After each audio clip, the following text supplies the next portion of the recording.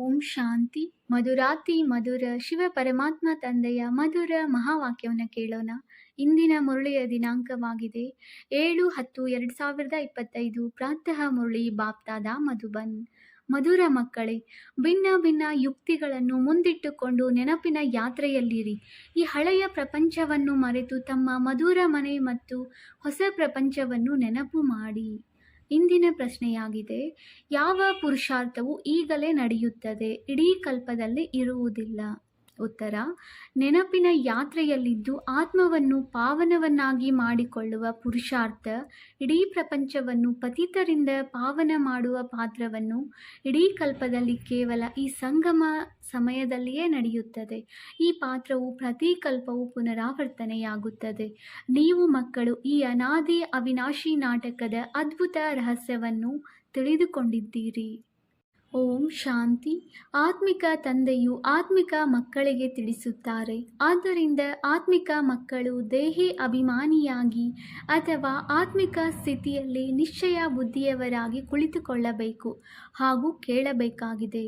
ತಂದೆಯು ತಿಳಿಸಿದ್ದಾರೆ, ಆತ್ಮವೇ ಈ ಕರ್ಮೇಂದ್ರಿಯಗಳ ಮೂಲಕ ಕೇಳಿಸಿಕೊಳ್ಳುತ್ತದೆ. ಇದನ್ನು ಪಕ್ಕಾ ನೆನಪು ಮಾಡುತ್ತಾ ಇರಿ. ಸದ್ಗತಿಯ ಹಾಗೂ ದುರ್ಗತಿಯ ಈ ಚಕ್ರವು ಪ್ರತಿಯೊಬ್ಬರ ಬುದ್ಧಿಯಲ್ಲಿ ಇರಲೇಬೇಕು. ಇದರಲ್ಲಿ ಜ್ಞಾನ ಮತ್ತು ಭಕ್ತಿ ಎಲ್ಲವೂ ಬಂದು ಬಿಡುತ್ತದೆ. ನಡೆಯುತ್ತಾ ತಿರುಗಾಡುತ್ತಾ ಇದು ಬುದ್ಧಿಯಲ್ಲಿರಲಿ. ಜ್ಞಾನ ಮತ್ತು ಭಕ್ತಿ, ಸುಖ ಮತ್ತು ದುಃಖ, ದಿನ ಮತ್ತು ರಾತ್ರಿಯ ಆಟವು ಹೇಗೆ ನಡೆಯುತ್ತದೆ? ನಾವು 84 ಜನ್ಮಗಳ ಪಾತ್ರವನ್ನು ಅಭಿನಯಿಸುತ್ತೇವೆ. ತಂದೆಗೆ ನೆನಪಿದೆ, ಆದ್ದರಿಂದ ಮಕ್ಕಳಿಗೂ ನೆನಪಿನಲ್ಲಿರುವ ಪುರುಷಾರ್ಥ ಮಾಡಿಸುತ್ತಾರೆ. ಇದರಿಂದ ನಿಮ್ಮ ವಿಕರ್ಮಗಳು ವಿನಾಶವಾಗುತ್ತವೆ ಮತ್ತು ನೀವು ರಾಜ್ಯವನ್ನು ಪಡೆಯುತ್ತೀರಿ. ನಿಮಗೆ ಗೊತ್ತಿದೆ, ಈ ಹಳೆಯ ಪ್ರಪಂಚವು ಈಗ ಸಮಾಪ್ತಿಯಾಗಲಿದೆ. ಹೇಗೆ ಯಾವುದೇ ಹಳೆಯ ಮನೆ ಇರುತ್ತದೆ, ನಂತರ ಹೊಸ ಮನೆಯನ್ನು ಕಟ್ಟಿಸುತ್ತಾರೆಂದರೆ ನಾವೀಗ ಹೊಸ ಮನೆಗೆ ಹೋಗುತ್ತೇವೆಂದು ತನ್ನಲ್ಲಿ ನಿಶ್ಚಯವಿರುತ್ತದೆ. ಮತ್ತೆ ಮನೆಯನ್ನು ಕಟ್ಟುವುದರಲ್ಲಿ ಕೆಲವೊಮ್ಮೆ 1-2 ವರ್ಷಗಳು ಹಿಡಿಸುತ್ತವೆ. ಹೇಗೆ ಹೊಸ ದೆಹಲಿಯಲ್ಲಿ ಸರ್ಕಾರಿ ಮನೆಗಳು ತಯಾರಾಗುತ್ತವೆ ಎಂದರೆ ಅವಶ್ಯವಾಗಿ ನಾವು ವರ್ಗಾಯಿತರಾಗಿ ಹೊಸ ದೆಹಲಿಗೆ ಹೋಗುತ್ತೇವೆಂದು ಸರ್ಕಾರದವರು ಹೇಳುತ್ತಾರೆ. ಹಾಗೆಯೇ ನೀವು ಮಕ್ಕಳು ತಿಳಿದುಕೊಂಡಿದ್ದೀರಿ. ಈ ಬೇಹದ್ದಿನ ಪ್ರಪಂಚವು ಹಳೆಯದಾಗಿದೆ. ಈಗ ಹೊಸ ಪ್ರಪಂಚದಲ್ಲಿ ಹೋಗಬೇಕಾಗಿದೆ. ಇಂತಿಂತಹ ಯುಕ್ತಿಗಳಿಂದ ಬುದ್ಧಿಯನ್ನು ನೆನಪಿನ ಯಾತ್ರೆಯಲ್ಲಿ ತೊಡಗಿಸಬೇಕೆಂದು ತಂದೆಯು ಯುಕ್ತಿಗಳನ್ನು ತಿಳಿಸುತ್ತಾರೆ. ನಾವೀಗ ಮನೆಗೆ ಹೋಗಬೇಕಾಗಿದೆ. ಆದ್ದರಿಂದ ಮಧುರ ಮನೆಯನ್ನು ನೆನಪು ಮಾಡಬೇಕಾಗಿದೆ. ಇದಕ್ಕಾಗಿಯೇ ಮನುಷ್ಯರು ತಲೆ ಕೆಡಿಸಿಕೊಳ್ಳುತ್ತಾರೆ. ಇದನ್ನು ಸಹ ಮಧುರಾತಿ ಮಧುರ ಮಕ್ಕಳಿಗೆ ತಿಳಿಸಲಾಗಿದೆ. ಈ ದುಃಖಧಾಮವು ಈಗ ಸಮಾಪ್ತಿಯಾಗುವುದಿದೆ. ಬಲೆ, ನೀವು ಇಲ್ಲಿಯೇ ಇದ್ದೀರಿ, ಆದರೆ ಈ ಹಳೆಯ ಪ್ರಪಂಚವು ನಿಮಗೆ ಇಷ್ಟವಿಲ್ಲ. ನಾವು ಹೊಸ ಪ್ರಪಂಚದಲ್ಲಿ ಹೋಗಬೇಕಾಗಿದೆ ಎಂದು ಹೇಳುತ್ತೀರಿ. ಬಲೆ, ನಿಮ್ಮ ಮುಂದೆ ಯಾವುದೇ ಚಿತ್ರವಿಲ್ಲದಿದ್ದರೂ ಸಹ ನೀವು ತಿಳಿದುಕೊಳ್ಳುತ್ತೀರಿ, ಈಗ ಹಳೆಯ ಪ್ರಪಂಚದ ಅಂತ್ಯವಾಗಿದೆ. ನಾವೀಗ ಹೊಸ ಪ್ರಪಂಚದಲ್ಲಿ ಹೋಗುತ್ತೇವೆ. ಭಕ್ತಿ ಮಾರ್ಗದ ಚಿತ್ರಗಳಂತೂ ಬಹಳಷ್ಟಿವೆ. ಅದರ ಹೋಲಿಕೆಯಲ್ಲಿ ನಿಮ್ಮ ಚಿತ್ರಗಳು ಬಹಳ ಕಡಿಮೆ ಇದೆ. ನಿಮ್ಮದು ಇವು ಜ್ಞಾನ ಮಾರ್ಗದ ಚಿತ್ರಗಳಾಗಿವೆ. ಅವೆಲ್ಲವೂ ಭಕ್ತಿ ಮಾರ್ಗದ್ದಾಗಿದೆ. ಚಿತ್ರಗಳಿಂದಲೇ ಇಡೀ ಜ್ಞಾನವು ನಡೆಯುತ್ತದೆ. ಈಗ ನಿಮ್ಮದು ರಿಯಲ್ ಚಿತ್ರವಾಗಿದೆ. ಆದ್ದರಿಂದ ಯಾವುದು ಸರಿ, ಯಾವುದು ತಪ್ಪೆಂದು ನೀವು ತಿಳಿಸುತ್ತೀರಿ. ತಂದೆಗೆ ಜ್ಞಾನ ಪೂರ್ಣನೆಂದು ಹೇಳಲಾಗುತ್ತದೆ. ನಿಮಗೆ ಈ ಜ್ಞಾನವಿದೆ. ನಾವು ಇಡೀ ಕಲ್ಪದಲ್ಲಿ ಎಷ್ಟು ಜನ್ಮಗಳನ್ನು ತೆಗೆದುಕೊಂಡಿದ್ದೇವೆ, ಈ ಚಕ್ರವು ಹೇಗೆ ಸುತ್ತುತ್ತದೆ ಎಂಬುದು ನಿಮಗೆ ತಿಳಿದಿದೆ. ನೀವೀಗ ನಿರಂತರ ತಂದೆಯ ನೆನಪು ಮತ್ತು ಈ ಜ್ಞಾನದಲ್ಲಿರಬೇಕಾಗಿದೆ. ತಂದೆಯು ನಿಮಗೆ ರಚಯಿತ ಮತ್ತು ರಚನೆಯ ಜ್ಞಾನವನ್ನು ಕೊಡುತ್ತಾರೆ. ಆದ್ದರಿಂದ ತಂದೆಯ ನೆನಪು ಇರುತ್ತದೆ. ತಂದೆಯು ತಿಳಿಸಿದ್ದಾರೆ, ನಾನು ನಿಮ್ಮ ತಂದೆ, ಶಿಕ್ಷಕ, ಸದ್ಗುರುವಾಗಿದ್ದೇನೆ. ಕೇವಲ ನೀವು ಇಷ್ಟನ್ನೇ ತಿಳಿಸಿ. ತಂದೆಯು ಹೇಳುತ್ತಾರೆ, ನೀವು ನನ್ನನ್ನು ಪತಿತ ಪಾವನ ಮುಕ್ತಿದಾತ ಮಾರ್ಗದರ್ಶಕನೆಂದು ಹೇಳುತ್ತೀರಲ್ಲವೇ? ಅಂದಾಗ ಎಲ್ಲಿಯ ಮಾರ್ಗದರ್ಶಕ? ಶಾಂತಿಧಾಮ ಮುಕ್ತಿಧಾಮದ ಮಾರ್ಗದರ್ಶಕನಾಗಿದ್ದಾರೆ. ತಂದೆಯು ಅಲ್ಲಿಯವರೆಗೆ ಪರಮಧಾಮದವರೆಗೆ ಕರೆದುಕೊಂಡು ಹೋಗಿ ಬಿಟ್ಟು ಬಿಡುತ್ತಾರೆ. ಮಕ್ಕಳಿಗೆ ಓದಿಸಿ ಕಲಿಸಿ ಪವಿತ್ರರನ್ನಾಗಿ ಮಾಡಿ ಕರೆದುಕೊಂಡು ಹೋಗಿ ಅಲ್ಲಿ ಬಿಡುತ್ತಾರೆ. ತಂದೆಯ ವಿನಃ ಮತ್ಯಾರೂ ಕರೆದುಕೊಂಡು ಹೋಗಲು ಸಾಧ್ಯವಿಲ್ಲ. ಬಲೆ ಯಾರೆಷ್ಟಾದರೂ ತತ್ವಜ್ಞಾನಿ ಅಥವಾ ಬ್ರಹ್ಮಜ್ಞಾನಿಗಳಾಗಿರಬಹುದು. ಅವರಂತೂ ನಾವು ಬ್ರಹ್ಮ ತತ್ವದಲ್ಲಿ ಹೋಗಿ ಲೀನವಾಗುತ್ತೇವೆಂದು ಹೇಳುತ್ತಾರೆ. ಆದರೆ ನಿಮ್ಮ ಬುದ್ಧಿಯಲ್ಲಿದೆ. ಶಾಂತಿಧಾಮವು ನಮ್ಮ ಮನೆಯಾಗಿದೆ. ನಾವು ಅಲ್ಲಿ ಹೋಗಿ ಮತ್ತೆ ಹೊಸ ಪ್ರಪಂಚದಲ್ಲಿ ಮೊಟ್ಟ ಮೊದಲಿಗೆ ಬರುತ್ತೇವೆ. ಅವರೆಲ್ಲರೂ ನಂತರದಲ್ಲಿ ಬರುವವರಾಗಿದ್ದಾರೆ. ಹೇಗೆ ಎಲ್ಲ ಧರ್ಮದವರು ನಂಬರ್ ವಾರ್ ಆಗಿ ಬರುತ್ತಾರೆ. ಸತ್ಯ ತ್ರೇತಾಯುಗದಲ್ಲಿ ಯಾರ ರಾಜ್ಯವಿರುತ್ತದೆ, ಅವರ ಧರ್ಮಶಾಸ್ತ್ರ ಯಾವುದು ಎಂಬುದೆಲ್ಲ ನಿಮಗೆ ತಿಳಿದಿದೆ. ಸೂರ್ಯವಂಶಿ ಚಂದ್ರವಂಶೀಯರದು ಒಂದೇ ಶಾಸ್ತ್ರವಾಗಿದೆ. ಆದರೆ ಆ ಗೀತೆಯು ಸತ್ಯವಾಗಿರುವುದಲ್ಲ. ಏಕೆಂದರೆ ನಿಮಗೆ ಈಗ ಯಾವ ಜ್ಞಾನವು ಸಿಗುತ್ತದೆ, ಇದು ಇಲ್ಲಿಯೇ ಸಮಾಪ್ತಿಯಾಗುತ್ತದೆ. ಸತ್ಯಯುಗದಲ್ಲಿ ಯಾವುದೇ ಶಾಸ್ತ್ರಗಳಿರುವುದಿಲ್ಲ. ದ್ವಾಪರದಿಂದ ಯಾವ ಧರ್ಮಗಳಿರುತ್ತವೆಯೋ ಅವು ಹಾಗೆಯೇ ಇವೆ, ನಡೆದು ಬರುತ್ತಿದೆ. ಈಗ ಮತ್ತೆ ಒಂದು ಧರ್ಮದ ಸ್ಥಾಪನೆಯಾದರೆ ಉಳಿದೆಲ್ಲವೂ ವಿನಾಶವಾಗುವವು. ಒಂದು ರಾಜ್ಯ, ಒಂದು ಧರ್ಮ, ಒಂದು ಭಾಷೆ, ಒಂದು ಮತ ಬೇಕೆಂದು ಹೇಳುತ್ತಿರುತ್ತಾರೆ. ಅದು ಒಬ್ಬರಿಂದಲೇ ಸ್ಥಾಪನೆಯಾಗುತ್ತದೆ. ಸತ್ಯಯುಗದಿಂದ ಹಿಡಿದು ಕಲಿಯುಗದವರೆಗಿನ ಸಂಪೂರ್ಣ ಜ್ಞಾನವು ನಿಮ್ಮ ಬುದ್ಧಿಯಲ್ಲಿದೆ. ಅಂದಾಗ ಈಗ ಪಾವನರಾಗಲು ಪುರುಷಾರ್ಥ ಮಾಡಿ ಎಂದು ತಂದೆಯು ತಿಳಿಸುತ್ತಾರೆ. ಪತಿತರಾಗುವುದರಲ್ಲಿ ನಿಮಗೆ ಅರ್ಧಕಲ್ಪ ಹಿಡಿಸಿತು. ವಾಸ್ತವದಲ್ಲಿ ಇಡೀ ಕಲ್ಪವೆಂದೇ ಹೇಳಬಹುದು. ಈ ನೆನಪಿನ ಯಾತ್ರೆಯನ್ನು ನೀವು ಈಗಲೇ ಕಲಿಯುತ್ತೀರಿ. ಇದು ಸತ್ಯಯುಗದಲ್ಲಿರುವುದಿಲ್ಲ. ದೇವತೆಗಳು ಪತಿತರಿಂದ ಪಾವನರಾಗುವ ಪುರುಷಾರ್ಥ ಮಾಡುವುದಿಲ್ಲ. ಅವರು ಮೊದಲು ರಾಜಯೋಗವನ್ನು ಕಲಿತು ಇಲ್ಲಿಂದಲೇ ಪಾವನರಾಗಿ ಹೋಗುತ್ತಾರೆ. ಅದಕ್ಕೆ ಸುಖಧಾಮವೆಂದು ಹೇಳಲಾಗುತ್ತದೆ. ನೀವು ತಿಳಿದುಕೊಂಡಿದ್ದೀರಿ. ಕೇವಲ ಈಗಲೇ ನಾವು ನೆನಪಿನ ಯಾತ್ರೆಯ ಪುರುಷಾರ್ಥ ಮಾಡುತ್ತೇವೆ. ನಂತರ ಪತಿತ ಪ್ರಪಂಚವನ್ನು ಪಾವನ ಮಾಡಲು ಈಗ ನಡೆಯುವ ಪುರುಷಾರ್ಥವು ಕಲ್ಪದ ನಂತರ ಪುನರಾವರ್ತನೆಯಾಗುತ್ತದೆ. ಚಕ್ರವನ್ನು ಅವಶ್ಯವಾಗಿ ಇರುತ್ತೀರಿ ಅಲ್ಲವೇ? ನಿಮ್ಮ ಬುದ್ಧಿಯಲ್ಲಿ ಇವೆಲ್ಲ ಮಾತುಗಳಿವೆ. ಇದು ನಾಟಕವಾಗಿದೆ. ಎಲ್ಲ ಪಾತ್ರಧಾರಿಗಳು ಅವಿನಾಶಿಯಾಗಿದ್ದಾರೆ. ಅವರಲ್ಲಿ ಅವಿನಾಶಿ ಪಾತ್ರವು ತುಂಬಲ್ಪಟ್ಟಿದೆ. ಹೇಗೆ ಆ ನಾಟಕವು ನಡೆಯುತ್ತಿರುತ್ತದೆ. ಆದರೆ ಆ ಚಿತ್ರಗಳು ಸವೆದು ಹಳೆಯದಾಗಿ ಬಿಡುತ್ತದೆ. ಇದಂತೂ ಅವಿನಾಶಿಯಾಗಿದೆ. ಅದ್ಭುತವಾಗಿದೆ.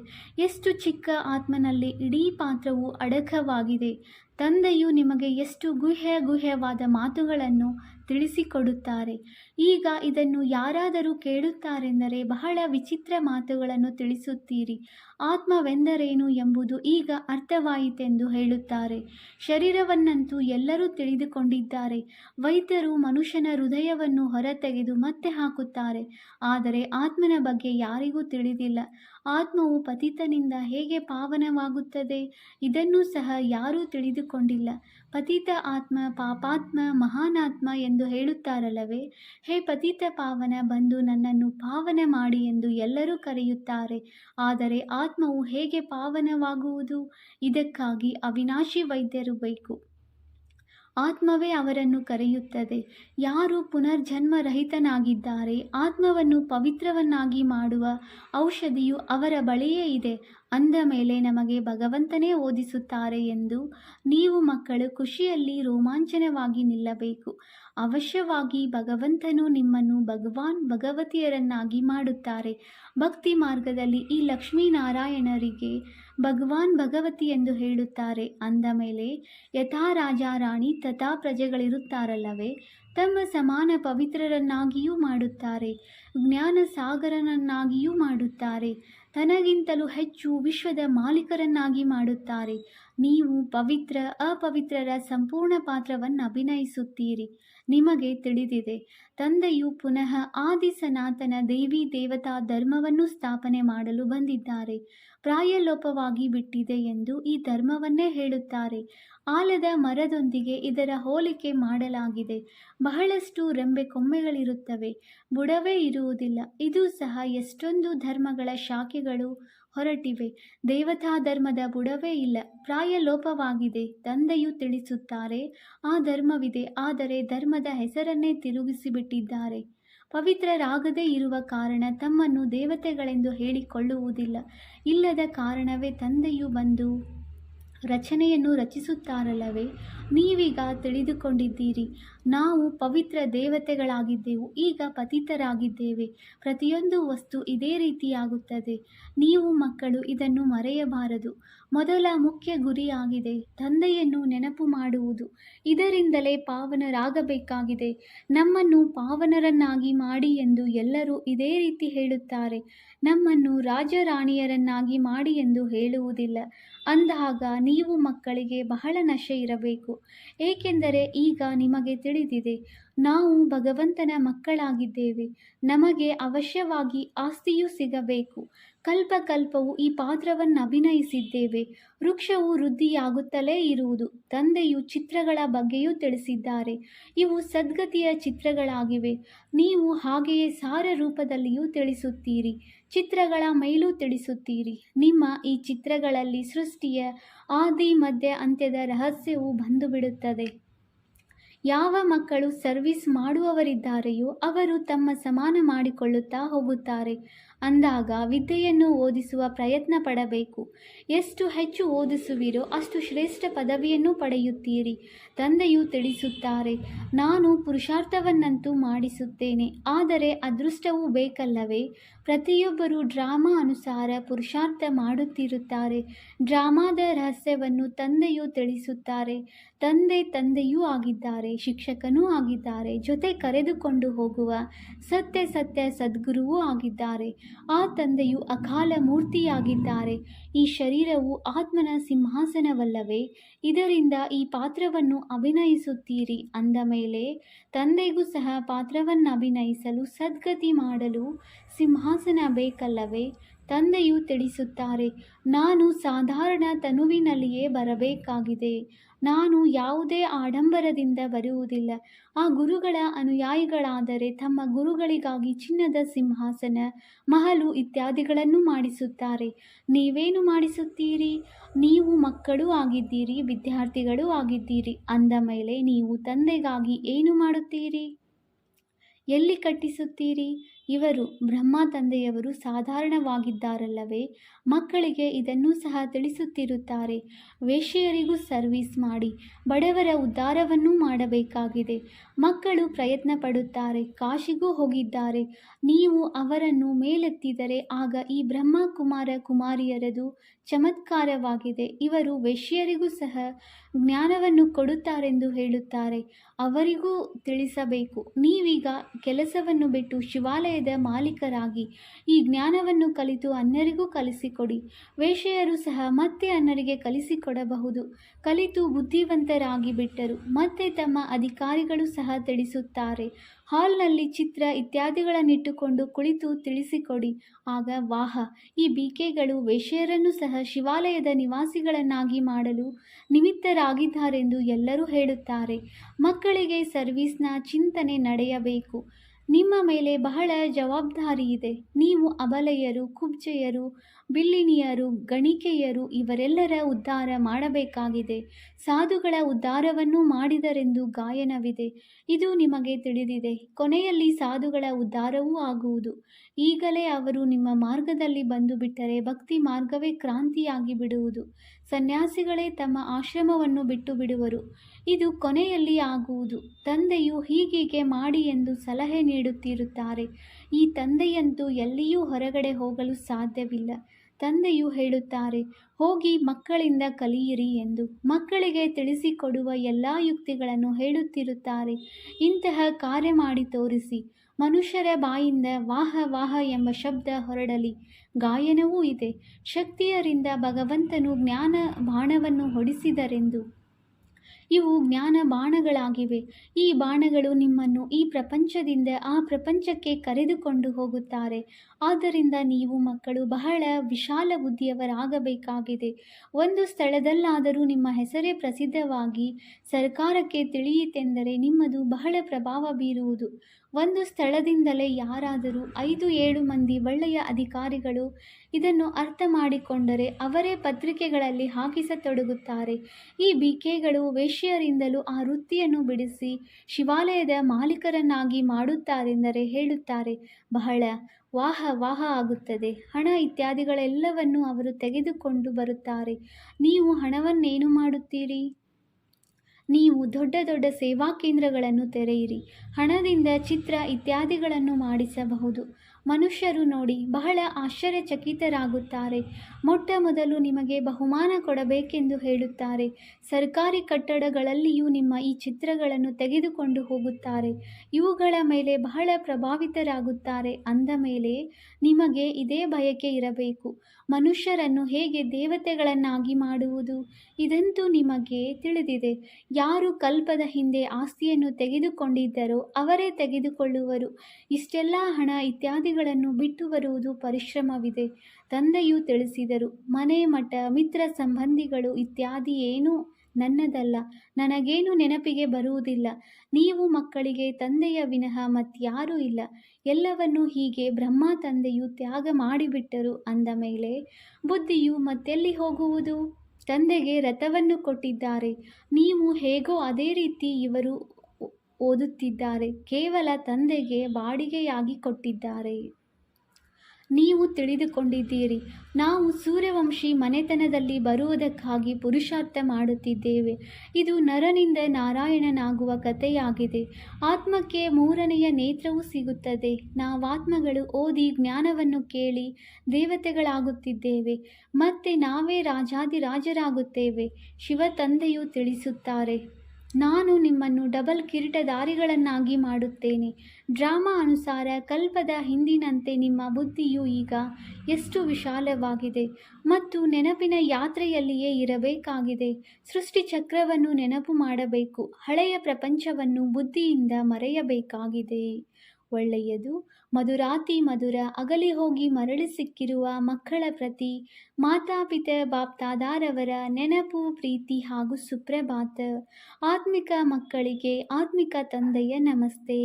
ನಾವು ಆತ್ಮಿಕ ಮಕ್ಕಳಿಂದ ಆತ್ಮಿಕ ತಂದೆಗೆ ನೆನಪು, ಪ್ರೀತಿ ಹಾಗೂ ನಮಸ್ತೆ ನಮಸ್ತೆ ನಮಸ್ತೆ. ಧಾರಣೆಗಾಗಿ ಮುಖ್ಯ ಸಾರ. ಪಾಯಿಂಟ್ ನಂಬರ್ 1, ಬುದ್ಧಿಯಲ್ಲಿರಲಿ, ಈಗ ನಮಗಾಗಿ ಹೊಸ ಪ್ರಪಂಚದ ಸ್ಥಾಪನೆಯಾಗುತ್ತಿದೆ. ಈ ದುಃಖದ ಹಳೆಯ ಪ್ರಪಂಚವು ಸಮಾಪ್ತಿಯಾಯಿತೆಂದರೆ ಆಯಿತು. ಈ ಹಳೆಯ ಪ್ರಪಂಚವು ನಿಮಗೆ ಇಷ್ಟವಾಗಲೇಬಾರದು. ಪಾಯಿಂಟ್ ನಂಬರ್ 2, ಹೇಗೆ ತಂದೆಯು ತನ್ನದೆಲ್ಲವನ್ನು ಸಫಲ ಮಾಡಿಬಿಟ್ಟರು, ಆದ್ದರಿಂದ ಬುದ್ಧಿಯು ಎಲ್ಲಿಯೂ ಹೋಗಲಿಲ್ಲ. ಅದೇ ರೀತಿ ಫಾಲೋ ಫಾದರ್ ಮಾಡಬೇಕಾಗಿದೆ. ಹೃದಯದಲ್ಲಿ ಕೇವಲ ಇದೇ ಬಯಕೆ ಇರಲಿ, ನಾವು ಮನುಷ್ಯರನ್ನು ದೇವತೆಗಳನ್ನಾಗಿ ಮಾಡುವ ಸೇವೆ ಮಾಡಬೇಕು. ಈ ವೇಶ್ಯಾಲಯವನ್ನು ಶಿವಾಲಯವನ್ನಾಗಿ ಮಾಡಬೇಕು. ವರದಾನ: ದೇಹ ಅಭಿಮಾನದ ರಾಯಲ್ ರೂಪವನ್ನೂ ಸಹ ಸಮಾಪ್ತಿ ಮಾಡುವಂತಹ ಸಾಕ್ಷಿ ದೃಷ್ಟ ಭವ. ಅನ್ಯರ ಮಾತಿಗೆ ಮಾನ್ಯತೆ ಕೊಡದೇ ಇರುವುದು, ಮಧ್ಯದಲ್ಲಿ ಕಟ್ ಮಾಡುವುದು, ಇದೂ ಸಹ ದೇಹ ಅಭಿಮಾನದ ರಾಯಲ್ ರೂಪವಾಗಿದೆ. ಯಾವುದು ತಮ್ಮ ಹಾಗೂ ಅನ್ಯರ ಅಪಮಾನ ಮಾಡಿಸುತ್ತದೆ, ಏಕೆಂದರೆ ಯಾರ ಮಾತು ಕಟ್ ಮಾಡುತ್ತಾರೆ ಅವರಿಗೆ ಅಪಮಾನವೆನ್ನಿಸುತ್ತದೆ. ಅದಕ್ಕಾಗಿ ಸಾಕ್ಷಿ ದೃಷ್ಟದ ವರದಾನವನ್ನು ಸ್ಮೃತಿಯಲ್ಲಿಟ್ಟು ಡ್ರಾಮಾದ ಗುರಾಣಿ ಹಾಗೂ ಡ್ರಾಮಾದ ಪಟ್ಟಿಯ ಮೇಲೆ ಪ್ರತಿ ಕರ್ಮ ಮತ್ತು ಸಂಕಲ್ಪ ಮಾಡುತ್ತಾ ನಾನು ಎನ್ನುವ ಈ ರಾಯಲ್ ರೂಪವನ್ನು ಸಹ ಸಮಾಪ್ತಿ ಮಾಡಿ ಪ್ರತಿಯೊಬ್ಬರ ಮಾತಿಗೆ ಸಮ್ಮಾನ ಕೊಡಿ, ಸ್ನೇಹ ಕೊಡಿ. ಆಗ ಅವರು ಸದಾಕಾಲಕ್ಕಾಗಿ ಸಹಯೋಗಿಗಳಾಗಿ ಬಿಡುತ್ತಾರೆ. ಸ್ಲೋಗನ್: ಪರಮಾತ್ಮ ಶ್ರೀಮತ ರೂಪಿ ಜಲದ ಆಧಾರದಿಂದ ಕರ್ಮರೂಪಿ ಬೀಜವನ್ನು ಶಕ್ತಿಶಾಲಿ ಮಾಡಿಕೊಳ್ಳಿ. ಅವ್ಯಕ್ತ ಸೂಚನೆ: ಸ್ವಯಂನ ಮತ್ತು ಸರ್ವರ ಪ್ರತಿ ಮನಸ್ಸಾ ಮೂಲಕ ಯೋಗದ ಶಕ್ತಿಗಳ ಪ್ರಯೋಗ ಮಾಡಿ. ಪ್ರತಿ ಸಮಯ ಪ್ರತಿ ಆತ್ಮನ ಪ್ರತಿ ಮನಸ್ಸಾ ಸ್ವತಃವಾಗಿ ಶುಭ ಭಾವನೆ ಮತ್ತು ಶುಭ ಕಾಮನೆಯ ಶುದ್ಧ ವೈಬ್ರೇಷನ್ಗಳ ಸ್ವಯಂವನ್ನು ಮತ್ತು ಅನ್ಯರಿಗೆ ಅನುಭವವಾಗಲಿ. ಮನಸ್ಸಿನಿಂದ ಪ್ರತಿ ಸಮಯ ಸರ್ವ ಆತ್ಮಗಳ ಪ್ರತಿ ಆಶೀರ್ವಾದ ಹೊರಬರುತ್ತಿರಲಿ. ಮನಸ್ಸು ಸದಾ ಇದೇ ಸೇವೆಯಲ್ಲಿ ಬ್ಯುಸಿಯಾಗಿರಲಿ. ಹೇಗೆ ವಾಚಾನ ಸೇವೆಯಲ್ಲಿ ಬ್ಯುಸಿಯಲ್ಲಿರುವಂತಹ ಅನುಭವಿಯಾಗಿದ್ದೀರಿ. ಒಂದು ವೇಳೆ ಸೇವೆ ಸಿಗಲಿಲ್ಲವೆಂದರೆ ತಮ್ಮ ಖಾಲಿ ಅನುಭವ ಮಾಡುತ್ತೀರಿ. ಇಂತಹ ಪ್ರತಿ ಸಮಯ ವಾಣಿಯ ಜೊತೆ ಮನಸಾ ಸೇವೆಯು ಸ್ವತಃವಾಗಿ ಆಗುತ್ತಿರಲಿ. ಓಂ ಶಾಂತಿ.